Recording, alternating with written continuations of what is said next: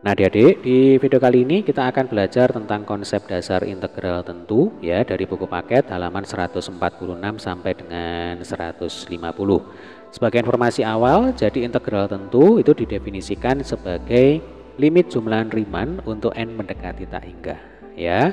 Materi jumlahan Riemann sudah kita bahas di video sebelumnya. Nanti linknya saya sertakan di bawah ya, di kolom deskripsi dari video kita kali ini. Baik, kita langsung saja integral tentu. Mari kita kembali ke kegiatan eksplorasi 4.2. Nah, kita akan review sedikit saja ya. Ini sudah kita bahas di video sebelumnya. Jadi, intinya pada kegiatan eksplorasi 4.2, tugas kita adalah menentukan luas tengah lingkaran. Ya kan? Ini kalau kita baca sekilas ya. Buatlah setengah lingkaran dari kertas dengan jari-jari 12 cm. Kemudian bagaimana cara menghitung luas tengah lingkaran? Gunakan cara lain dalam menghitungnya. Nah, berarti cara pertama ya, kita kan bisa menggunakan rumus luas tengah lingkaran, yaitu setengah kali pi r kuadrat. Ya, R-nya sudah diketahui ya, jari-jarinya 12 cm, maka ini akan sama dengan setengah kali pi kali 12 kuadrat. Nah, nanti tinggal dihitung, ketemulah luasnya sekian cm persegi. Ini adalah cara pertama. Lah kemudian cara kedua, nah di sini menggunakan konsep dasar dari jumlahan Riemann. Jadi Riemann itu adalah nama orang ya, nama matematikawan. Menurut Riemann ya, ini cara kedua untuk menentukan luas tengah lingkaran ya. Ini bisa kita lakukan dengan cara setengah lingkaran ini kita bagi-bagi ya, istilahnya kita partisi. Nah, menjadi beberapa bagian. Nih, ambil contoh, kita bagi menjadi 5 bagian nih. 1, 2, 3, 4, 5 ya. Langkah selanjutnya masing-masing bagian ini kita hitung luasnya, yaitu menggunakan rumus luas persegi panjang. Ya kan? Panjang kali lebar nih. Ini panjang, ini lebar, ini panjang, ini lebar. Atau secara matematis jadi ya, kita tuliskan sebagai fx bar i dikalikan dengan delta x. Gitu ya. Nanti tinggal dijumlahkan ya. Jadi A1 tambah A2 tambah A3 tambah A4 tambah A5 dijumlahkan semuanya di total. Nanti hasilnya itu pasti mendekati luas tengah lingkaran yang kita hitung dengan cara pertama, yaitu setengah pi r kuadrat. Gitu intinya ya. Oke, kita kembali ke materi ya. Nih, jika setengah lingkaran tersebut, nah ini kata kuncinya di sini sebenarnya, kita partisi sebanyak mungkin sehingga akibatnya jumlahan persegi panjang ya, berarti jumlahan Riemann semakin banyak menuju ke, nah ini bukan X ya, kita pakai N, menuju ke N tak hingga banyaknya. Maka ini logikanya ya, luas tengah lingkaran tersebut akan semakin mendekati luas yang sesungguhnya. Jadi kalau kita bayangkan ya, ini kan hanya dipartisi menjadi 5 bagian ya. Bagaimana kalau setengah lingkaran ini kita partisi, kita bagi-bagi menjadi banyak sekali persegi panjang. Nah, kecil-kecil gitu ya, kemudian kita jumlahkan. Maka logikanya ya, hasil yang kita peroleh itu akan semakin dekat atau bisa jadi nanti akan sama persis dengan cara pertama, yaitu menggunakan rumus setengah pi r kuadrat.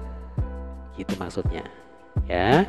Nah, di sini ada apa namanya? Ada A setengah lingkaran sama dengan limit n mendekati tak hingga fx bar 3 kali delta xi. Ini sepertinya salah cetak ya, saya salah ketik ini. Jadi ini saya coret aja ya. Nah, ini kita perbaiki. Kita bisa tuliskan begini, A setengah lingkaran ya, dengan menggunakan penalaran yang tadi, maka ini akan sama dengan limit n mendekati tak hingga. Jadi n di sini adalah jumlah partisi ya deh ya, untuk jumlahan Riemann. Nah, jumlahan Riemann sendiri kan rumusnya adalah I sama dengan 1 sampai dengan n ya, ini notasi sigma. Untuk fx bar i ya dikalikan dengan delta x. Jadi ingat, fx bar i ini sebagai panjang persegi panjang. Nah, kalau delta x itu sebagai lebar dari persegi panjang. Gitu ya. Selanjutnya, nah ini juga keliru ya. Jadi ini saya coret aja. Nah, ini saya coret. Kita ganti ya dengan yang ini tadi. Jadi limit n mendekati tak hingga sigma I sama dengan 1 sampai dengan N untuk fx bar I dikalikan delta X. Nah, coba kita baca ulang. Selanjutnya, limit N mendekati tak hingga sigma fx bar I kali delta X untuk I sama dengan 1 sampai dengan N disebut integral tentu. Nah, ini definisinya, yaitu pada interval 0 sampai A. Nah, sebenarnya ini bukan 0 sampai A ya. Pokoknya dari batas bawah sampai batas atas. Nah, biasanya batas bawah itu simbolnya adalah A. Ya, kemudian batas atas simbolnya adalah B. Ya, ini saya coret aja ya. Dan ditulis integral. Ya, ini integral. Batas bawahnya A, ini saya ganti. Kemudian batas atasnya B dari fungsi fx dx. Nah, didefinisikan seperti ini. Ya, limit N mendekati tak hingga sigma fx bar I kali delta X untuk I sama dengan 1 sampai dengan N. Ya, kemudian di sini kan ada garis atas ya atau bar. Nah, ini bisa kita hilangkan aja supaya lebih simpel lagi. Nah, kayak gini juga tidak masalah. Jadi sekali lagi integral tentu ya, simbolnya kan seperti ini. Integral fx dx, batas bawahnya ada, batas atasnya juga ada, ini diketahui ya. Definisinya adalah limit N mendekati tak hingga ya untuk jumlah Riemann, yang mana jumlah Riemann itu merupakan sigma ya, I sama dengan 1 sampai dengan N fxi dikalikan dengan delta X. Nah, ini hukumnya wajib untuk dihafalkan, untuk diingat-ingat. Oke, sampai sini bisa dipahami. Nah, adik-adik, jadi sebelum kita lanjutkan ya, ada satu hal penting yang harus selalu kita ingat. Kalau kita bicara integral tentu, berarti itu identik dengan menentukan luas ya. Nah, ini sebagai contoh saja, ini kita menentukan luas tengah lingkaran. Nanti macam-macam ya, tidak hanya menentukan luas tengah lingkaran saja, tergantung fungsi fx yang diketahui gitu. Baik, ini supaya semakin paham ya, ini sudah ada contoh soal 4.5. Misalkan untuk fungsi fx sama dengan x, tentukan integral tentu dari fx pada interval 0 sampai 7 atau notasinya adalah integral x dx batas bawah 0, batas atasnya sama dengan 7. Nah, ini sudah ada alternatif penyelesaian. Jadi, untuk menentukan integral tentu dari fungsi fx sama dengan x dalam interval 0 sampai 7, hal pertama ya yang harus dilakukan adalah menentukan jumlahan Riemann. Jadi ingat jumlahan Riemann tadi yang ada notasi sigmanya tadi itu ya, dari fungsi fx sama dengan x dengan n sub interval pada interval 0 sampai 7. Nah, ini jangan bingung ya, ada istilah interval, ada istilah sub interval. Nah, gampangannya kalau interval ya, 0 itu adalah batas bawah, ujung paling kiri. Jadi kalau ada kurva gitu ya, ujung paling kiri x sama dengan 0. Kemudian nanti ujung paling kanan berarti x sama dengan 7 gitu. Nah, kalau kita bicara subinterval itu berarti kita bicara partisi. Dari x sama dengan 0 sampai x sama dengan 7 itu kan kita partisi, kita bagi-bagi menjadi beberapa buah persegi panjang. Tetapi kalau di sini kita bicara tentang integral tentu ya, nanti jumlah subintervalnya atau n-nya itu mendekati tak hingga. Makanya tadi kita menggunakan limit di sini ya. Nih, limit n mendekati tak hingga. Jadi jumlah subintervalnya itu kita buat banyak sekali, yaitu mendekati tak hingga. Yang secara matematis itu berarti limit ya kan, n mendekati tak hingga gitu. Jelas ya Dek ya? Baik, dengan demikian perlu ditentukan sebagai berikut. Yang pertama, panjang masing-masing subinterval. Ini mestinya bukan panjang ini ya, mestinya lebar. Nah, nih. Jadi lebar masing-masing subinterval atau delta X kan simbolnya. Interval yang diketahui adalah 0 sampai 7 dan dipartisi menjadi bagian yang sama lebarnya ya. Maka ini logikanya. Nanti yang paling kanan dikurangi yang paling kiri, atau istilahnya batas atas dikurangi batas bawah dibagi dengan n, sehingga hasilnya adalah 7 per n untuk setiap i ya, untuk setiap subinterval, yaitu dari subinterval pertama, kedua, ketiga sampai ke N, yang mana N-nya di sini mendekati tak hingga. Ya. Nah, sehingga di sini secara umum ya, nanti rumus yang kita gunakan untuk menghitung delta X itu adalah B dikurangi A dibagi dengan N. Ini kan 7 itu B, 0 itu A, kemudian dibagi dengan N. Nah, ini rumus umumnya ya. Karena yang namanya batas bawah ya tidak hanya 0, kan ini bebas, ini boleh 1, 2, 3, 4 dan seterusnya. Demikian juga dengan batas atas ya, ini juga bebas gitu. Jadi secara umum begini ya rumusnya. Delta X sama dengan B min A dibagi dengan N. Oke, ini saya beri tanda ya, saya pakai warna biru aja ini. Ini hukumnya wajib untuk diingat-ingat ya. Oke, kita lanjutkan kembali. Titik wakil pada masing-masing subinterval atau di sini disimbolkan sebagai X bar I. Nah, ini barnya saya coret aja ya, kita sepakati sebagai XI. Oh ya adik-adik, sebenarnya istilah titik wakil ini kurang tepat ya. Yang tepat adalah absis dari titik wakil. Nah, ini absis. Absis itu berarti kan X-nya ya, kalau ordinat itu adalah Y-nya. Absis dari titik wakil pada masing-masing subinterval. Kenapa kok kita repot-repot harus mencari absis titik wakil pada masing-masing subinterval? Jawabannya adalah kita akan mencari panjang dari persegi panjang dari masing-masing subinterval ya. Jangan bingung ya Dek ya. Jadi sekali lagi titik wakil ya itu X, Y. Mestinya XI ya, YI gitu ya. Nah, XI itu adalah absisnya. Nah, kenapa kok kita mencari absis dari titik wakil? Untuk menentukan YI atau untuk menentukan FXI. Jadi kan Y itu adalah FX gitu ya. Kenapa kok kita harus menentukan FXI? Karena kita butuh panjang dari persegi panjang dari masing-masing subinterval ya. Atau supaya nggak bingung begini. Nah, ini sudah saya coba gambarkan, sudah saya coba plot ya, grafik fungsi fx sama dengan x nih kan. Garis lurus ya, yang warna hijau ini sumbu X, ini adalah sumbu Y. Kemudian di soal batas bawahnya 0, lalu batas atasnya 7 ya, ini saya lingkari ini 0, di sini 7. Kemudian tujuan kita di sini adalah menentukan integral X dx, batas bawah 0, batas atas 7. Nah, kalau kita bicara integral tentu ya, berarti kan identik dengan menentukan luas nih. Nah, luas apa? Kebetulan di sini terbentuk luas segitiga ya, ini kan segitiga nih. Nah, luas segitiga itu kan rumusnya adalah setengah kali alas kali tinggi. Alasnya sudah ada, tingginya juga sudah ada, tinggal kita masukkan ke rumus. Nah, masalahnya di sini kan kita belajar tentang konsep dasar integral tentu. Makanya kita menghubungkan dengan limit jumlahan Riemann ya. Nah, untuk menentukan jumlahan Riemann berarti kan segitiga ini harus kita partisi ya.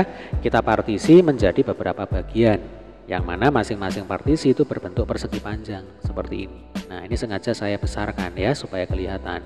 Yang dimaksud dengan titik wakil itu adalah titik yang nempel dengan kurva, yang nempel dengan garis nih. Nah, ini disebut sebagai titik wakil ya. Ini juga titik wakil. Ini subinterval ke I, ini juga subinterval ke I. I-nya berapa ya kita nggak tahu. Gitu, pokoknya ini ke I ya, subinterval ke I.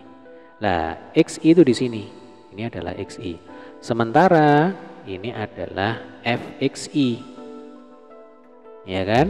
Jadi misalkan XI-nya sama dengan taruhlah ini 2,5 gitu. Maka nanti FXI ya F2,5. Kebetulan karena Fx sama dengan X ya berarti F2,5 sama dengan 2,5.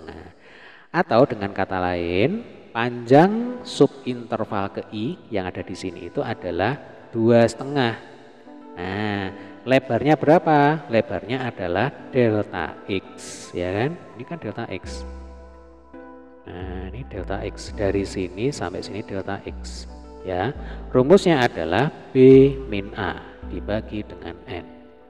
Ujung paling kanan ya batas atas dikurangi batas bawah ujung paling kiri dibagi dengan N ya.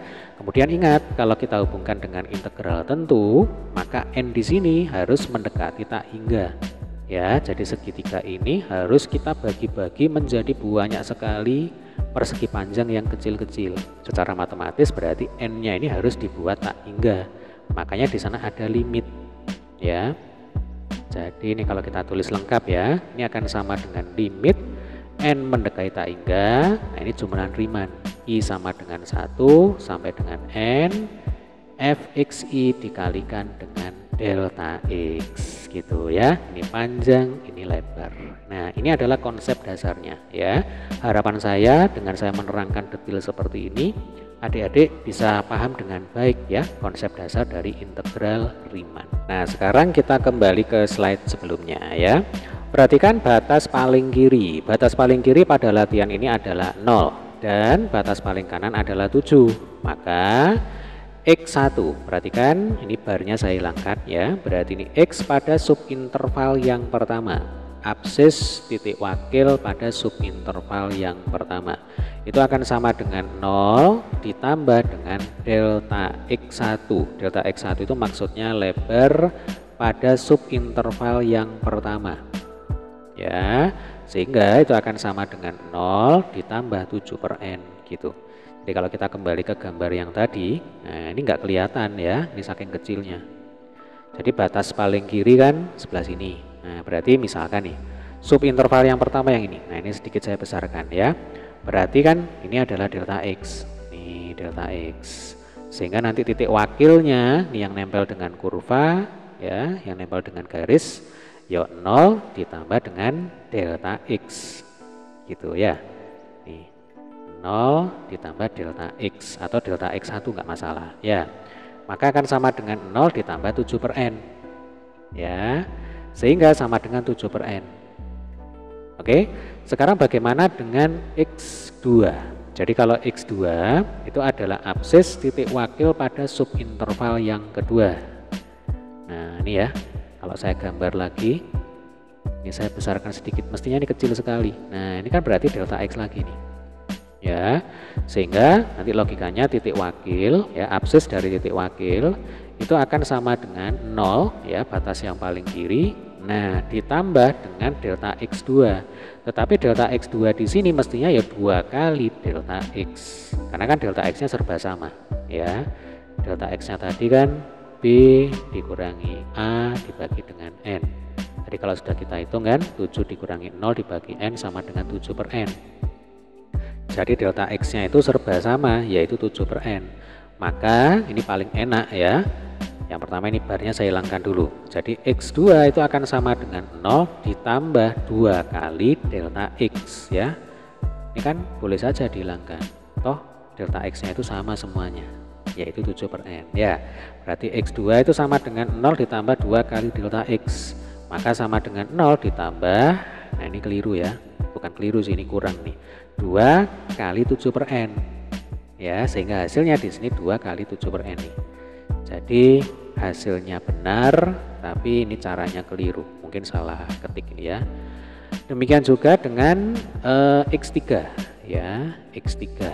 Nah, kan sudah kelihatan polanya, 0 ditambah, kalau x3 ya berarti di sini 3 dikalikan dengan delta x sama dengan 0 ditambah 3 kali 7 per n, hasilnya 3 kali 7 per n ya. Kemudian untuk absis dari titik wakil yang paling ujung sendiri berarti kan xn ya dek ya. Nih sama dengan 0 ditambah, berarti di sini n. Nah n dikalikan dengan delta x ya, n dikalikan delta x berarti n kali 7 per n nih. Sehingga setiap fungsi dapat diwakilkan oleh, nah mestinya sebelum ke sini ya, kita nanti akan ketemu dengan rumus xi ya. Jadi i itu adalah subinterval kesekian. Nah rumusnya xi itu sama dengan 0. 0 itu adalah batas bawah, berarti a gitu ya secara umum. Ditambah dengan i ya dikalikan dengan delta x. Nah ini rumus umumnya. Nah contoh misalkan x1, berarti x1 sama dengan 0 ditambah 1 kali delta x. Berarti kan 1 kali 7 per n, tuh kan sama ya. Misalkan x2 berarti 0 ditambah 2 kali 7 per n, tuh sama. Misalkan xn ya berarti i nya sama dengan n, ya berarti xn sama dengan 0 ditambah n kali 7 per n gitu ya. baru kita bicara fxi gitu ya. Coba kita lanjutkan. Sehingga setiap fungsi ya dapat diwakilkan oleh fxi ya. Ini barnya saya hilangkan. Nah, fxi. Berhubung di sini xi ya, di soal ini ya Dek ya.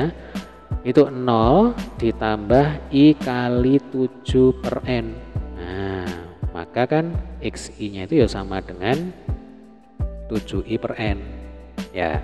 Karena fx itu sama dengan x ya. Tadi kan soalnya fx itu sama dengan x nih fungsinya. Maka fxi ya sama dengan 7i per n.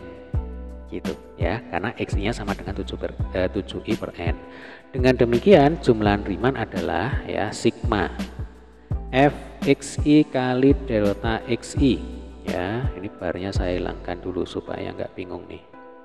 Atau nggak usah saya hilangkan, pokoknya nggak usah nanti kalau ketemu ada notasi bar lagi kita anggap nggak ada gitu aja ya Dek ya, supaya nggak bingung. Nah, jadi sigma fxi kali delta xi untuk i sama dengan 1 sampai dengan n kita tulis seperti ini. fx1 kali delta x1 panjang kali lebar ditambah fx2 kali delta x2, ini panjang kali lebar ya. Ini subinterval pertama, subinterval kedua. Kemudian nanti mestinya di sini fx3 ditambah delta x3 ya. Panjang subinterval ketiga dikalikan dengan lebar subinterval ketiga. Sampai yang terakhir di sini ada fxn kali delta xn. Ya, ini yang mepet yang nempel dengan batas atas yaitu kebetulan di sini 7. Ya, bisa membayangkan ya. Nah, karena delta x sama, maka kita tuliskan seperti ini ya. Sigma fxi kali delta xi untuk i sama dengan 1 sampai dengan n itu sama dengan sigma fxi kali delta x untuk i sama dengan 1 sampai dengan n. Atau ini saya coret aja ya supaya nggak bingung nanti. Nah, seperti ini. Nah, adik-adik, sebelum kita lanjutkan ya, berarti sejauh ini kita sudah berhasil menemukan bentuk fxi yaitu dia 7i per n. Nah, ini saya tandai aja ya. Nih 7i per n ini adalah fxi. Kemudian delta x sama dengan 7 per n. Nih ya. Karena kan kita butuhkan di sini untuk menghitung jumlah Riemann ya. Oke, kita lanjutkan ya. Karena limit n mendekati tak hingga fxi dikalikan dengan delta x ya disebut integral tentu pada interval. Nah, ini saya tuliskan dalam bentuk umumnya aja ya. Batas bawah a, batas atas b, dan ditulis sebagai integral di sini a, di atas b, fx dx. Maka ini mengacu ke soal ya. Integral x dx untuk batas bawahnya 0 ya. Kemudian batas atasnya 7. Berarti ini a itu b ya, a-nya 0, b-nya 7. Sama dengan limit n mendekati tak hingga sigma fxi dikalikan delta x untuk i sama dengan 1 sampai dengan n ya. Sama dengan limit n mendekati tak hingga sigma. Ingat tadi fxi-nya adalah 7i per n. Ya kan? Delta x-nya adalah 7 per n. Nah, langkah selanjutnya ini tinggal dikalikan aja. Nih, atas kali atas, bawah kali bawah. Kalau ini kan sama. Ya, ini sama kayak atasnya. Nah, ini limit n mendekati tak hingga sigma ya 49i dari 7 kali 7 kan 49 dikali i. Kemudian pembilangnya adalah n kuadrat ya. Paham ya Dek ya? Kemudian kalau kita bicara notasi sigma ya, yang tidak ada i-nya 49 per n kuadrat, ini boleh kita pindahkan, kita tarik keluar dari dalam notasi sigma. Jadi kita letakkan di sebelah kirinya notasi sigma ya. Limit n mendekati tak hingga 49 per n kuadrat sigma i untuk i sama dengan 1 sampai dengan n gitu. Nah, adik-adik, mungkin ya kalau seperti ini itu kelihatan rumit sekali ya. Memang lebih enak kalau kita ketemu dengan soal-soal integral Riemann ya, itu kita cari secara bertahap. Jadi kita tentukan dulu jumlah Riemann-nya, berarti yang ada sigmanya ini kita tentukan dulu, baru kalau sudah ketemu kita cari limitnya gitu ya. Mungkin nanti di pembahasan soal ya di latihan 4.3 ya kalau saya tidak salah, itu saya akan coba bahas dengan menggunakan cara bertahap seperti itu. Jadi untuk sementara ini kita ikuti saja apa yang ada di buku. Nah, baik. Jadi di sini kita ketemu dengan bentuk sigma I untuk I sama dengan 1 sampai dengan N ya. Apa artinya? Artinya nanti I-nya itu kita ganti dari angka 1 sampai dengan N dan harus urut ya. Jadi ini berarti 1 ditambah 2 tambah 3 tambah 4 dan seterusnya sampai yang terakhir ditambah N. Nah, ini mengingatkan kita tentang deret aritmatika. Ya, dulu kita pernah belajar deret aritmatika dan deret geometri. Nah, ini adalah bentuk deret aritmatika. Salah satu cirinya adalah dua suku yang berurutan itu memiliki selisih yang sama atau bedanya sama ya. 2 dikurang 1 itu 1, 3 dikurang 2 ya 1, 4 dikurang 3 ya 1 dan seterusnya. Nah, sehingga kita ingat rumus jumlah pada deret aritmatika ya. Saya tuliskan dulu. Sn sama dengan N per 2 dikalikan dalam kurung A plus UN ya kan. Nah, ini saya beri tanda. Ini adalah rumus jumlah pada deret aritmatika ya. N itu menunjukkan banyaknya suku nih ya. Ini suku pertama sampai suku ke N. Nah, berapa banyaknya suku ya N, kita nggak tahu berapa ya. Kemudian A itu adalah suku pertama, berarti nanti langsung kita ganti aja dengan 1. Lalu untuk UN ini adalah suku yang terakhir. Nah, kebetulan suku yang terakhir ya sama dengan N. Nah, sehingga di sini bisa kita tulis ya. Ini sama dengan N per 2 kali dalam kurung 1 ditambah N ya. Jadi A-nya 1, UN-nya sama dengan N. Nah, kebetulan juga di sini sudah ada petunjuk sebenarnya. Tapi kalau kita cermati ya di sini ada beberapa yang mungkin salah ketik ya. Coba kita baca. Jumlah deret aritmatika, deret kuadrat, dan deret kubik dalam notasi sigma. Jadi saat ini kita sedang berbicara tentang deret aritmatika dalam notasi sigma ya. Nah, coba ini saya beri nomor dulu nih. Nomor 1, nomor 2, nomor 3, nomor 4 ya. Kita cek satu persatu. Untuk nomor 1 ini sudah benar ya. Jadi sigma K untuk I sama dengan 1 sampai N. K di sini adalah konstanta ya, sembarang bilangan. Sigma itu berarti kita jumlahkan. Nah, yang kita jumlahkan di sini adalah K sebanyak N kali. Jadi K ditambah K ditambah K ditambah K sampai N kali. Ya.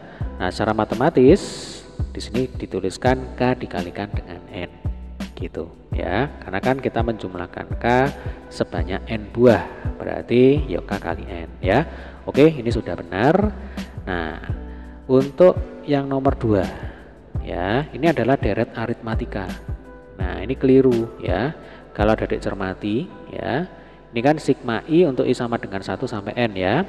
1 plus 2 plus 3 plus 4 dan seterusnya sampai plus N, tuh kan sama ya. Mestinya bukan N kali N plus 2 per 2, mestinya benar adalah N kali dalam kurung N plus 1 ini ya, dibagi 2, berarti ini keliru. Jadi ini saya coret aja ya, duanya saya coret atau semuanya aja saya coret ya. Nah, ini sama dengan N per 2 dikalikan dengan 1 plus N gitu ya. Kemudian untuk yang nomor 3 ini disebut sebagai deret kuadrat nih ya. Sigma I kuadrat untuk I1 I sama dengan 1 sampai N.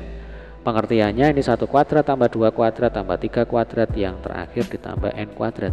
Nah, makanya disebut deret kuadrat ya dalam notasi sigma. Nah, rumus yang di buku ini juga sepertinya salah ketik ya. Ini saya coret. Nah, ini yang benar adalah N per 6 dikalikan 1 plus N dikalikan 1 plus 2N. Nah, ini yang benar ya. Pelan-pelan ini sambil diingat-ingat ya, sambil dihafalkan, karena siapa tahu nanti muncul di soal ya. Oke. Selanjutnya untuk bentuk yang keempat ini disebut sebagai deret kubik ya dalam notasi sigma. Kubik itu berarti pangkat 3 nih. Sigma I pangkat 3 untuk I sama dengan 1 sampai N sama dengan 1 pangkat 3 tambah 2 pangkat 3 tambah 3 pangkat 3 dan seterusnya sampai yang terakhir ditambah dengan N pangkat 3. Nah, rumus yang di buku ini juga keliru ya, sehingga ini saya ganti aja. Ini sama dengan dalam kurung N per 2 kali 1 plus N ya dikuadratkan. Oke, nah kita kembali ke sini ya. Berarti bentuk sigma I untuk I sama dengan 1 sampai dengan N bisa kita ganti menjadi N per 2 dikalikan 1 plus N ya, N per 2 dikalikan 1 plus N. Nah ini kalau kita cermati ya pada baris selanjutnya, ini kan sama dengan atasnya ya. Nah ini sudah mulai keliru ya deh ya. Mestinya ini sigmanya sudah hilang nih. Karena kan ini satu kesatuan, sigma I untuk I sama dengan 1 sampai N, ini satu kesatuan. Kita ganti menjadi, ini sudah benar ya, N per 2 kali N plus 1. Ini 1 plus N, yang di sini N plus 1. Nah ini sudah benar ya. Kemudian yang salah itu sigmanya ini ya, ini mestinya sudah hilang. Lalu I ini juga sudah hilang. Oke. Nah supaya enak ya, maka ini saya tutup aja. Nah kita akan coba kerjakan secara bersama-sama. Baik, berarti di sini kita bisa tuliskan limit N mendekati tak hingga 49 per N kuadrat ya. Kemudian ini kita kalikan dengan N per 2 dikalikan 1 plus N. Jadi sekali lagi sigma I untuk I sama dengan 1 sampai dengan N itu sama dengan ini N per 2 ya kali 1 plus N. 49 per N kuadratnya kan tinggal ditulis ulang ya. Selanjutnya ini bisa kita coret-coret ya. Kita sederhanakan aja ini. Yang atas N-nya dicoret 1, yang bawah ini pangkatnya kita coret aja menjadi N pangkat 1 ya. Kemudian ini akan sama dengan limit N mendekati tak hingga 49 per 2. Kemudian N-nya kita kita jadikan penyebutnya 1 plus N ya deh ya. Jadi saya ditukar tempat aja ini kali 1 plus N dibagi N. Nah ini kita kurung boleh ya seperti ini. Oke, maka ini akan sama dengan limit N mendekati tak hingga. Nah berarti ini 49 per 2 ya, kita kalikan dengan 1 per N ditambah 1. Oke, untuk 49 per 2 ya ini sesuai dengan sifat limit ya dek ya. Ini bisa kita pindahkan keluar ya, keluar dari limit nih. Berarti kita pindahkan ke kiri. Nah, ke kirinya limit. Maka ini akan sama dengan 49 per 2 kali limit 1 per N ditambah 1. Nah, ingat kembali sifat limit N ya di sini mendekati tak hingga. Kalau penyebutnya ya ini kan N pangkat 1. Kemudian pembilangnya ini kan tidak ada N-nya. Sebenarnya ini ada ya, ada N-nya yaitu N pangkat 0. Nah, kalau N pangkat 0 itu di bagian pembilang, di penyebut N pangkat 1 berarti kan lebih pangkatnya lebih besar di bagian penyebut ya, sehingga sesuai dengan sifat limit untuk mendekati tak hingga seperti ini, maka nilai limitnya untuk 1 per N ini sama dengan 0 gitu ya. Maka gampangannya ya kita coret aja ya.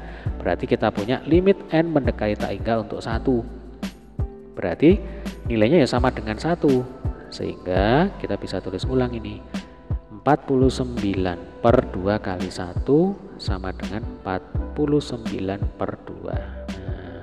Ini adalah penyelesaiannya ya. Coba kita baca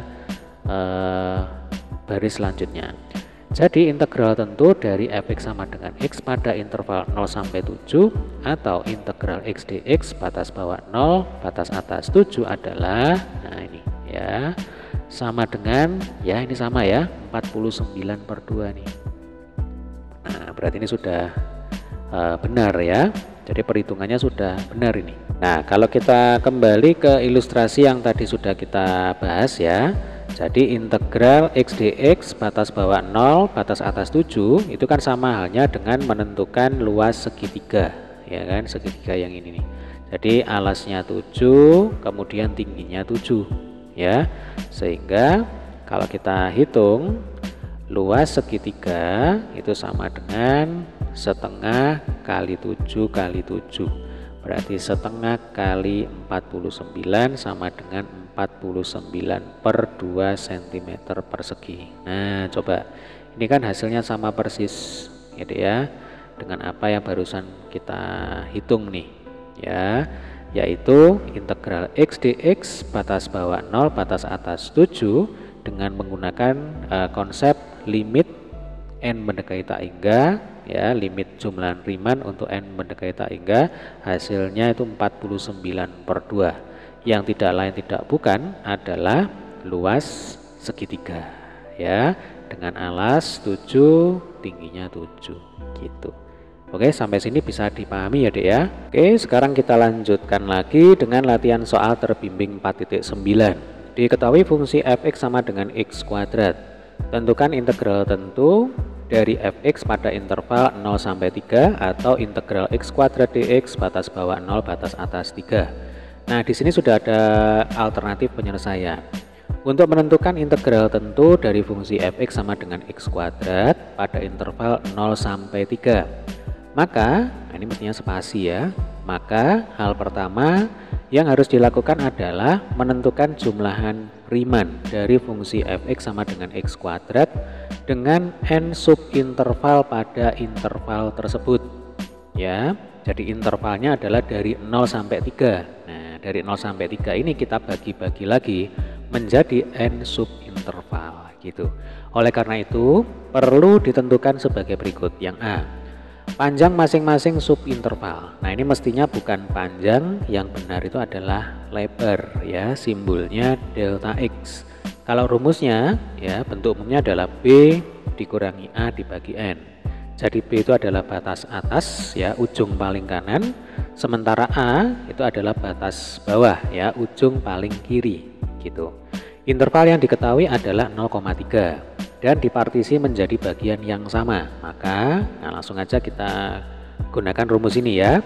B-nya 3, A-nya 0. Berarti di sini 3 dikurangi 0 dibagi N sama dengan 3 per N.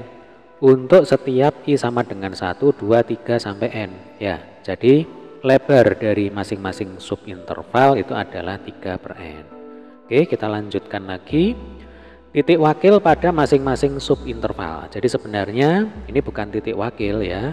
Yang benar itu adalah absis. Nah, absis dari titik wakil pada masing-masing subinterval.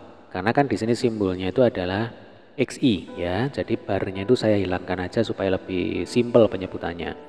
Perhatikan batas paling kiri. Batas paling kiri pada latihan ini adalah 0. Ya, ini A-nya. Dan batas paling kanan berarti B-nya itu adalah 3. Ya, tadi kan dari 0 sampai 3. Maka untuk x1 itu sama dengan 0 ditambah 1 kali delta x. Nah, berarti 0 ditambah 3 per N ya sama dengan 3 per N.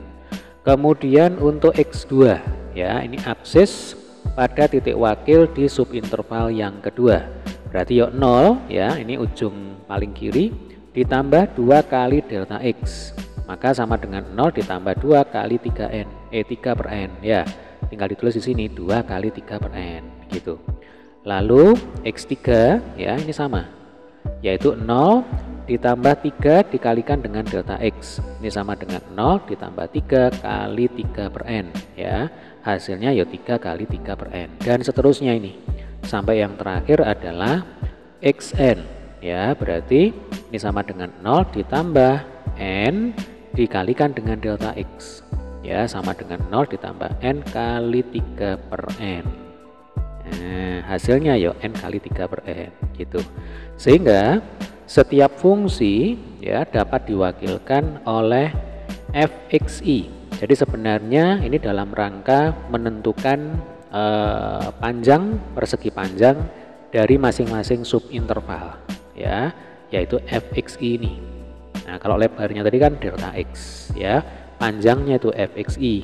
Nah, secara umum gitu ya, xi itu kan rumusnya adalah A ditambah I dikalikan dengan delta x. Tadi kan A nya itu 0 ya, Berarti 0 ditambah I dikalikan dengan 3 per N. Sehingga nih, XI itu sama dengan 3I per N. Nah, setelah ketemu XI-nya sama dengan 3 per N, kita masukkan ke fungsi fx yang diketahui di soal, yaitu x kuadrat. Gitu ceritanya ya. Berarti di sini kita bisa tuliskan ini I kali 3 per N, ini juga boleh ya, atau langsung aja 3I per N juga boleh. Nah, asal di sini harus dikuadratkan, karena kan fungsi yang diketahui di soal adalah ini fx sama dengan x kuadrat. Nah, ini soalnya ya. Oke, berarti ini kalau kita kuadratkan ya, hasilnya itu adalah 9 ya I kuadrat per N kuadrat ya. Ini adalah fxi. Oke, dengan demikian jumlah Riemann adalah sigma fxi kali delta xi ya. Ini barnya saya hilangkan. Untuk I sama dengan 1 sampai dengan N ya, itu akan sama dengan fx1 kali delta x ditambah fx2 kali delta x, dan seterusnya sampai yang terakhir fxn dikalikan dengan delta x ya. Di sini ada subskrip 1, 2, nanti 3, 4, 5 dan seterusnya sampai n. Ini boleh langsung kita hilangkan ya. Karena kan kita tahu bahwa delta x1 ya, delta x2 sampai delta xn itu ya sama dengan delta x. Dalam hal ini sama dengan 3 per n gitu ya. Oke, ini sekalian aja barnya saya hilangkan ya deh ya. Nah, karena delta x-nya sama, nah ini kelamaan sebenarnya ya, maka menjadi nih sigma fxi ya dikalikan delta xi untuk I sama dengan 1 sampai dengan N itu sama dengan sigma fxi dikalikan delta x ya. Jadi delta x-nya itu kita keluarkan istilahnya menggunakan sifat distributif ya, untuk I sama dengan 1 sampai dengan N. Nah, adik-adik, sebelum kita lanjutkan ya, kembali saya ingin ingatkan bahwa kita sudah berhasil menemukan fxi sebagai 9i kuadrat per n kuadrat yang ini ya. Kemudian delta x-nya tadi adalah yang ini ya, 3 per n. Nih, 3 per n. Atau kalau kita kembali ke slide sebelumnya ya. Nah, ini. Jadi 3 per n itu adalah delta x, yang mana delta x itu adalah lebar dari masing-masing subinterval. Sementara kalau fxi sekali lagi ini merupakan panjang dari masing-masing subinterval gitu ya. Baik, kita lanjutkan. Nah, karena limit n mendekati tak hingga dari fxi dikalikan dengan delta xi ya, atau ini delta x saja. Nah, disebut integral tentu pada interval. Nah, ini saya ganti aja ya dalam bentuk umum, batas bawah A, batas atas B, atau ujung paling kiri A, ujung paling kanan adalah B, dan ditulis integral ya, ini batas bawahnya A, batas atasnya B, fx dx. Maka ini kalau kita hubungkan dengan soal ya, berarti integral x kuadrat dx batas bawah 0 batas atas 3 sama dengan limit jumlahan Riemann. Jadi limit n mendekati tak hingga sigma fxi dikalikan dengan delta x ya, untuk I sama dengan 1 sampai dengan n. Nah, ini kita akan coba kerjakan di belakang sini ya, khawatir nggak cukup saya tampilkan lagi fxi dan delta xi. Nah, ini saya beri tanda dulu, ini adalah fxi, kemudian yang ini adalah delta x gitu ya. Oke, maka ini akan sama dengan limit n mendekati tak hingga, kemudian kita punya sigma I sama dengan 1 sampai dengan n. Untuk fxi ya, itu akan sama dengan 9i kuadrat per n kuadrat. Sementara untuk delta x nya adalah 3 per n. Oke, nanti ini kalau kita kalikan, maka kita punya limit n mendekati tak hingga sigma I sama dengan 1 sampai dengan n ya, Di atas ya, di pembilang ini berarti kita punya 27 I kuadrat. Kemudian penyebutnya adalah N pangkat 3. Nah, langkah selanjutnya yang tidak mengandung I berarti kan 27 per N pangkat 3. Ini bisa kita keluarkan dari dalam notasi sigma ya. Kita letakkan di sebelah kirinya notasi sigma. Maka ini akan sama dengan limit N mendekati tak hingga 27 per N pangkat 3 ya, dikalikan dengan sigma I sama dengan 1 sampai dengan N untuk I kuadrat. Nah, bentuk sigma I kuadrat untuk I sama dengan 1 sampai dengan N ini tadi kita kenal dengan nama deret kuadrat ya kan, dalam notasi sigma. Nah, mungkin saya tampilkan lagi aja ya slide-nya. Nah, ini ya deret kuadrat nih dalam notasi sigma. Berarti nanti rumus yang kita gunakan sigma I kuadrat untuk I sama dengan 1 sampai dengan N itu adalah yang ini. N per 6 kali dalam kurung 1 plus N ditambah 1 plus 2N. Nah, ini yang kita tulis ulang. Ya, kita tulis ulang di sini. Berarti ini akan sama dengan limit N mendekati tak hingga. Kemudian 27 per N pangkat 3. Lalu ini kita kalikan dengan N per 6 kali dalam kurung 1 plus N kali dalam kurung 1 plus 2N. Ya, sampai sini bisa dipahami ya. Nah, ini saya beri tanda aja.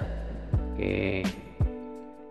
Ya, notasi sigma ini diganti dengan bentuk yang di bawahnya ini. Nah, adik-adik, untuk memudahkan kita, maka bentuk 1 plus N kali 1 plus 2N ini kita hitung dulu ya. Coba kita lanjutkan di atas ini aja. Nah, saya pakai warna biru aja ini. 1 plus N kali dalam kurung 1 plus 2N ya. Berarti kan 1 ini kita kali masuk. Nah, lalu N kita kali masuk ya. Maka kita peroleh 1 ditambah 2N. Kemudian N ditambah 2N kuadrat ya. Ini kalau kita sederhanakan lagi jadinya 1 ditambah 2N plus N itu sama dengan 3N ya. Kemudian ditambah 2N kuadrat. Tinggal tulis ulang ya. Sehingga ini kalau kita lanjutkan di atas ini. Maka ini akan sama dengan limit N mendekati tak hingga 27 per N pangkat 3 dikalikan dalam kurung N per 6 dikalikan 1 plus 3N plus 2N kuadrat ya. Lalu di sini N-nya bisa kita coret nih. Ini N-nya dicoret, N pangkat 3 yang di bawah, pangkatnya kita turunkan 1. Jadi masing-masing ini kita bagi dengan N ya. Kemudian di sini ada 6 dan 27, berarti kita bagi 3. 27 dibagi 3 9, 6 dibagi 3 sama dengan 2. Maka ini akan sama dengan limit N mendekati tak hingga 9 per 2N kuadrat ya. Jadi 2-nya itu kan boleh kita keluarkan dari dalam kurung ya, ini boleh-boleh aja. Nah, kita dekatkan dengan 2N kuadrat ya. Kemudian yang di dalam kurung ya tinggal tulis ulang nih, 1 ditambah 3N ditambah 2N kuadrat ya. Selanjutnya 9 per 2N kuadrat ini kita kali masuk. Nah, jadi limit N mendekati tak hingga yang pertama adalah 9 per 2N kuadrat. Lalu suku yang kedua adalah 27N per 2N kuadrat ya. Biarkan dulu sementara seperti ini. Kemudian ini kita tambahkan dengan 9 kali 2 berarti kan 18 nih ya. 18N kuadrat gitu ya. 18N kuadrat dibagi 2N kuadrat. Nah, tinggal kita sederhanakan ya. N-nya ini kita coret nih ya, 27N per 2N kuadrat. Berarti yang di atas N-nya coret 1, yang di bawah pangkat 2 ini jadi pangkat 1. Terus mana lagi? Nah, ini 18N kuadrat per 2N kuadrat. Berarti ini coret N kuadratnya ya. yang di bawah ini juga harus dicoret. Nah 18 dibagi 2 itu sama dengan 9. Berarti ini sama dengan limit n mendekati tak hingga. Yang pertama 9 per 2n kuadrat ditambah 27 per 2n ditambah 9. Nah, sesuai dengan sifat limit mendekati tak hingga. Ketika ya ini kan variabelnya n. Nah, ketika pangkat variabel yang ada di penyebut itu lebih besar dibandingkan dengan pangkat yang ada di atas di pembilang. Jadi kalau di pembilang sini kan ada 9 kali n pangkat 0 ya. N pangkat 0 itu 1. Ini juga sama 27 kali n pangkat 0. Nah, jadi sekali lagi karena pangkatnya pembilang ya, penyebut ya, lebih tinggi dibandingkan dengan pangkatnya pembilang, maka limit untuk dua suku yang pertama ini ya, untuk n mendekati tak hingga ya, ini 0. Jadi ya kita coret aja ini. Nah, ini dicoret gitu ya. Berarti limit n mendekati tak hingga untuk 9. Berarti jawabannya ya 9. Nah, gitu ya. Nah, sehingga hasil ini ya tinggal kita tuliskan aja di slide sebelumnya ya. Nah, ini. Jadi limit n mendekati tak hingga sigma fxi kali delta x untuk i sama dengan 1 sampai n, hasilnya sama dengan 9. Jadi integral tentu dari fx sama dengan x kuadrat pada interval 0 sampai 3 atau notasinya seperti ini adalah 9. Baik, kita lanjutkan dengan latihan soal terbimbing 4.10 ya.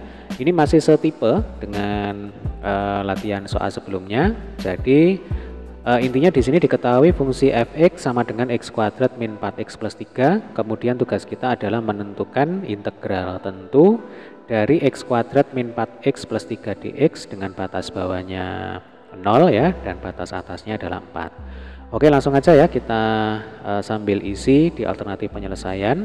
Untuk menentukan integral tentu dari fungsi fx sama dengan x kuadrat min 4x plus 3 pada interval 0 sampai 4 ya, ini sama persis ini. Hal yang pertama yang harus dilakukan adalah menentukan jumlahan Riemann dengan n subinterval pada interval tersebut. Oleh karena itu jumlahan Riemann adalah, nah baik, yang A panjang masing-masing subinterval. Jadi sekali lagi ini bukan panjang, mestinya lebar ya, lebar masing-masing subinterval, simbolnya adalah delta x. Tadi rumus umumnya adalah b min a per n.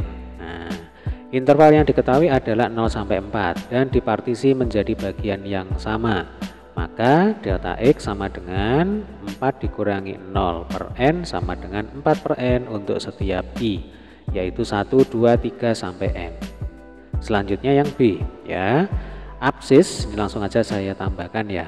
Jadi absis titik wakil pada masing-masing subinterval, simbolnya adalah xi ya.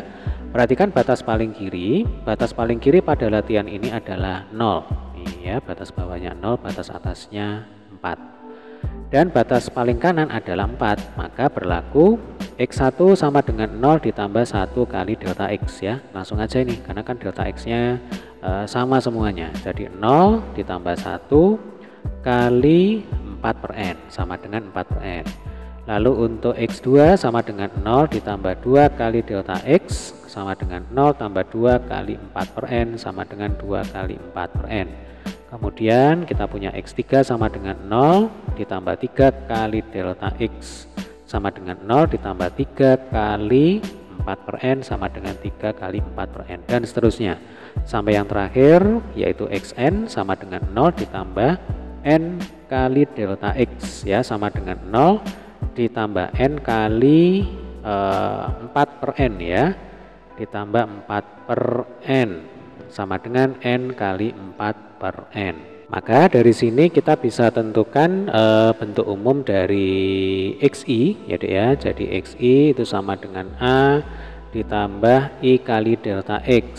Tadi kan a nya 0, kemudian ditambah i, lalu dikalikan dengan delta x nya adalah 4 per n. Lah 0 ditambah i kali 4 per n ya sama dengan 4i per n ya. Ini adalah xi. Oke, sehingga setiap fungsi dapat diwakilkan oleh fxi yang tidak lain tidak bukan ini adalah panjang, persegi panjang dari masing-masing subinterval ya, sama dengan, nah Jadi nanti xi sama dengan 4i per n itu kita masukkan ke dalam fungsi fx yang ini ya. Ini kan fungsi fx sebenarnya, x kuadrat min 4x plus 3. Oke, ini kita kerjakan di belakang aja ya, karena khawatir nggak cukup. Jadi kita punya fxi itu sama dengan f dalam kurung 4i per n. Nah, yang ini tadi ya. Ini 4i per n. Oke, kita hitung sama-sama. Jadinya dalam kurung 4i per n kuadrat ya, dikurangi 4 dalam kurung 4i per n ditambah 3. Baik, 4i per n kuadrat itu sama dengan 16i kuadrat per n kuadrat dikurangi 16i per n ya, ditambah dengan 3. Nah, ini adalah fxi ya, lumayan panjang ini. Kemudian tadi delta x-nya adalah berapa? 4 per n ya. Nah, sehingga setelah kita berhasil menemukan fxi dan delta x ya, ya kita kembalikan ke rumus integral Riemann nih. Dengan demikian jumlah Riemann adalah ya sigma fxi kali delta x. Ini langsung aja, ini sama persis seperti yang tadi ya.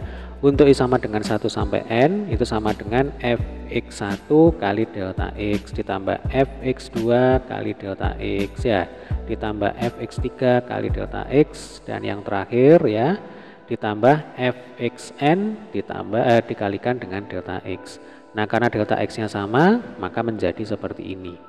Selanjutnya, karena limit n mendekati tak hingga, untuk fxi kali delta x disebut integral tentu pada interval 0 sampai a, atau secara umum dari a sampai b ya, batas bawahnya a, kemudian batas atasnya b, dan ditulis integral batas bawahnya a, batas atasnya b dari fungsi fx dx. Maka kalau ini mengacu ke soal ya. Nih, integral x kuadrat min 4x plus 3 ini kurang dx ya. Untuk batas bawah 0, batas atas 4 adalah seperti ini. Limit n mendekati tak hingga ya, sigma fxi kali delta x untuk i sama dengan 1 sampai dengan n. Nah, ini kita kerjakan di slide berikutnya saja karena agak panjang ya. Nah, ini sudah saya copy ini soalnya, sehingga ini akan sama dengan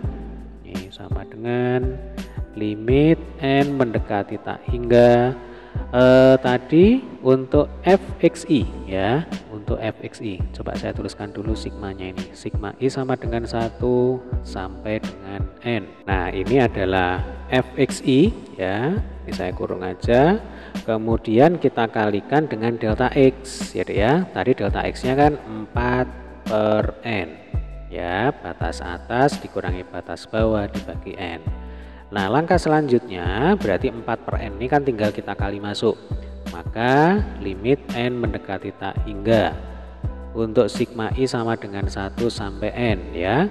Kalau 4 per n kita kali masuk, maka kita akan peroleh 16 kali 4 itu 64 ya, berarti 64 i kuadrat per n pangkat 3. Kemudian dikurangi 64i per n kuadrat, lalu ditambah 3 kali 4 per n itu sama dengan 12 per n. Nah, ini boleh kita kurung ya. Nah, atau tidak dikurung pun tidak masalah. Nah, yang jelas ini satu kesatuan gitu. Selanjutnya yang tidak mengandung i ya, itu bisa kita begini. Jadi ini kan ada 3 suku ini ya. Ini suku pertama, suku kedua, suku ketiga. Kembali ini sesuai dengan sifat notasi sigma ya. Maka istilahnya sigmanya itu bisa kita masukkan ke masing-masing suku. Jadi begini maksudnya. Ini sama dengan limit n mendekati tak hingga. Oke. Untuk suku yang pertama ya berarti sigma i sama dengan 1 sampai n 64 i kuadrat per n pangkat 3. Oke. Kemudian suku yang kedua berarti sigma i sama dengan 1 sampai n 64 i per n kuadrat. Nah, lalu ditambah ya sigma i sama dengan 1 sampai n, di sini 12 per n. Nah, ini kalau kita kurung boleh ya. Jadi yang dilimitkan itu ya sekian ini Ya, paham ya? Lalu sesuai dengan sifat notasi sigma, berarti yang tidak ada i-nya ya, ini bisa kita keluarkan. Jadi maksudnya nanti yang dikeluarkan di suku yang pertama adalah 64 per n pangkat 3. Suku kedua adalah 64 per n kuadrat. Lalu suku yang ketiga, nah ini kita keluarkan semuanya. Jadi kalau 12 per n itu kan 12 per n kali 1 ya. Maka ini akan sama dengan limit n mendekati tak hingga. Yang pertama 64 per n pangkat 3 kali sigma i sama dengan 1 sampai n i kuadrat ya. Kemudian dikurangi 64 per n kuadrat kali sigma i sama dengan 1 sampai n, di sini i, ditambah 12 per n kali sigma i sama dengan 1 sampai n, di sini 1 gitu. Itulah kenapa tadi di awal gitu ya. Nanti di video pembahasan soal ya, ini akan kita cari secara terpisah. Jadi jumlah rimanya kita selesaikan dulu, nanti setelah ketemu baru kita cari limitnya. Nah kalau digabung itu akan kelihatan semakin rumit seperti ini ya. Nah atau begini aja, untuk soal ini ya kita akan coba kerjakan secara terpisah. Jadi jumlah rimanya ini kita akan tentukan dulu, kemudian nanti setelah ketemu baru kita cari nilai limitnya ya, gitu aja ini karena terlalu rumit ini. Baik, ini saya bersihkan dulu.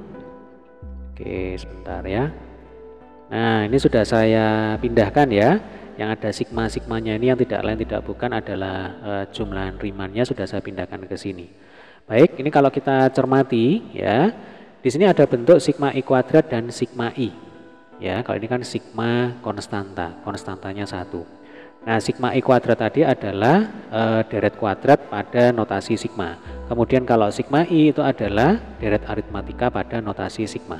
Masih ingat rumusnya apa? Baik, ini saya coba tampilkan kembali di slide sebelumnya ya.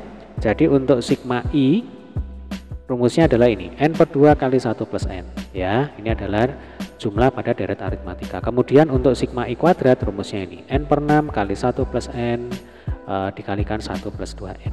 Yuk kita kerjakan sama-sama di sini. Jadi ini akan sama dengan 64 per n pangkat 3 ya. Kita kalikan dengan apa tadi, n per 6 ya kan, dikalikan 1 plus n kali 1 plus 2n. Oke, tutup kurung ya. Kemudian dikurangi 64 per n kuadrat ya, kali n per 2, kemudian dikalikan lagi dengan 1 plus n, tutup kurung, atau kurungnya saya bedakan ya supaya nggak bingung ini. Nah saya pakai kurung siku ya.